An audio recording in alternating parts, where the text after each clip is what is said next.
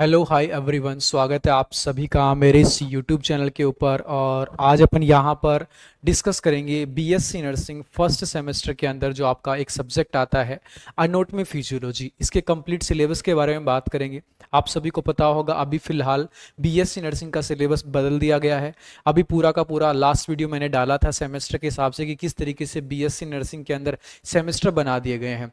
और आज अपन यहाँ पर बात करेंगे कि जो आपका फर्स्ट सेमेस्टर है जिसके अंदर एक सब्जेक्ट आता है एनाटॉमी फिजियोलॉजी, उसके अंदर एक नया सिलेबस क्या ऐड कर दिया गया है, किस तरीके से एग्जाम का पैटर्न होगा। देखिएगा, जो आपका एनाटॉमी फिजियोलॉजी का जो पेपर होगा टोटल 75 नंबर का पेपर होगा। और उसके अंदर से आधा जो आपका पोर्शन आएगा वो एनाटॉमी का आएगा और आधा पोर्शन आएगा फिजियोलॉजी का। अब सबसे पहले बात कर दें, जो आपकी अप्लाइड एनाटॉमी है उसके अंदर से कौन कौन सी यूनिट आपकी आएंगे। तो सबसे पहले यहां पर अगर अपन बात करें आपके अपलोड एनाटॉमी के अंदर देखा जाए तो पहली यूनिट है आपके introduction to anatomical terms and organisation of the human body, कि किस तरीके से अपनी जो ह्यूमन बॉडी है उसको ऑर्गेनाइज किया गया है, उसको बांटा गया है अलग अलग सिस्टम्स के अंदर। इसके अलावा एनाटॉमिकल टर्म्स कौन कौन सी काम आती है। पहली यूनिट सिर्फ आपकी जनरल इंट्रोडक्शन की है, सिंपल आपको इसकी मतलब बॉडी के बारे में बताया जाएगा, मूवमेंट के बारे में बताया जाएगा, सेल के बारे में पढ़ाया जाएगा। नेक्स्ट वन बात करते हैं, टिश्यू के बारे में पढ़ाया जाएगा। फिर दूसरी यूनिट आती है वो है रेस्पायरेटरी सिस्टम के बारे में, और इसके अंदर अपन पढ़ते हैं कि किस तरीके से अपनी बॉडी में रेस्पायरेशन की जो प्रोसेस है वो पूरी होती है।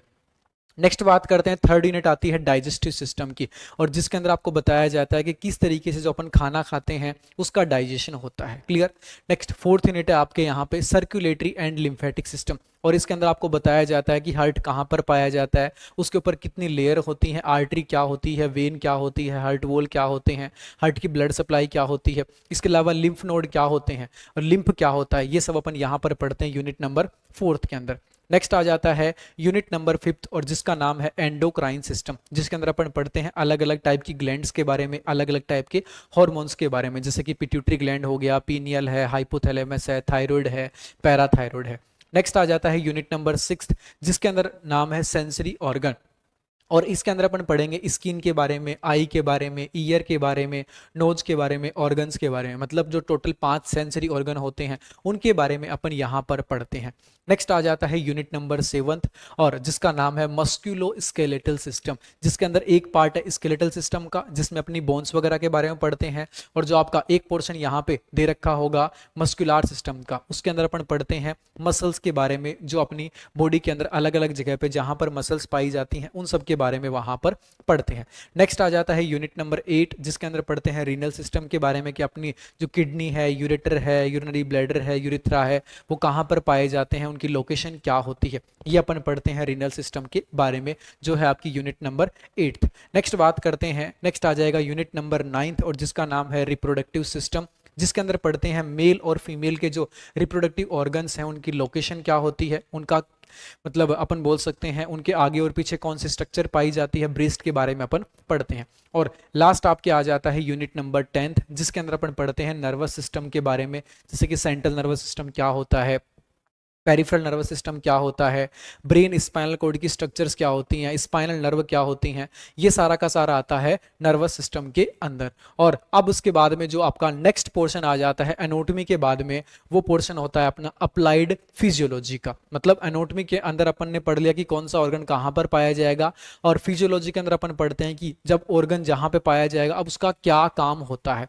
तो देखिएगा, फिजियोलॉजी के अंदर जो फर्स्ट यूनिट है वो है जनरल फिजियोलॉजी। इसमें जो बेसिक कॉन्सेप्ट है, जैसे कि सेल की फिजियोलॉजी, फ्लूइड का ट्रांसपोर्टेशन हो गया, सेल साइकिल क्या होता है, टिश्यू का फॉर्मेशन कैसे होता है, ये आती है पहली यूनिट जनरल फिजियोलॉजी की। Next second unit respiratory system की, और इसके अंदर अपन पढ़ते हैं फिजियोलॉजी ऑफ रेस्पिरेशन, जैसे कि ब्रीथिंग क्या है, इंस्पिरेशन क्या है, एक्सपायरेशन क्या है, इसके अलावा अपने लंग्स की वॉल्यूम वगैरह क्या होती है, ये सब पढ़ते हैं यूनिट नंबर सेकंड के अंदर।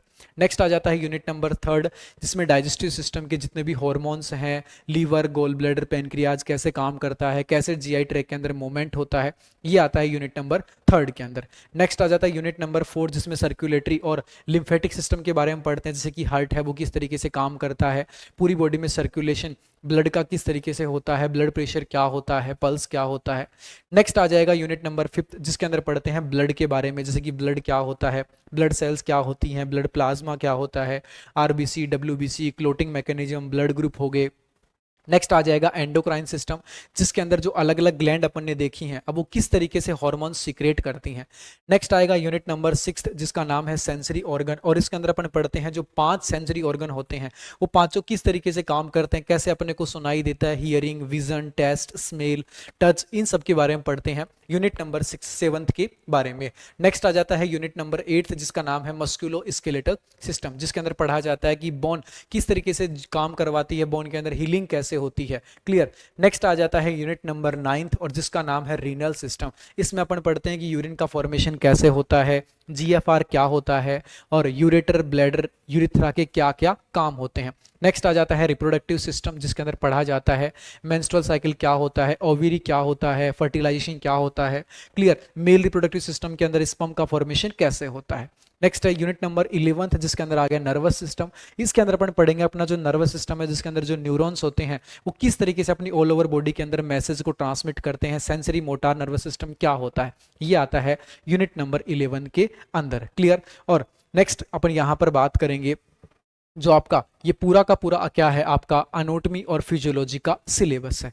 क्लियर। अगर आपको ये पूरा का पूरा सिलेबस पता है देन आप इजीली इसके जो टॉपिक्स हैं उनको आप फाइंड आउट करके अच्छे से अपने टॉपिक्स को क्लियर कर सकते हो। अब अगर इनमें से कोई भी सिस्टम में आपको कोई भी प्रॉब्लम है देन आप हमें बता सकते हैं, उसके बारे में आपको प्रॉपर तरीके से गाइड किया जाएगा। तो आज की इस वीडियो में इतना ही, फिर मिलेंगे नेक्स्ट वीडियो में, तब तक के लिए बाय बाय, थैंक यू।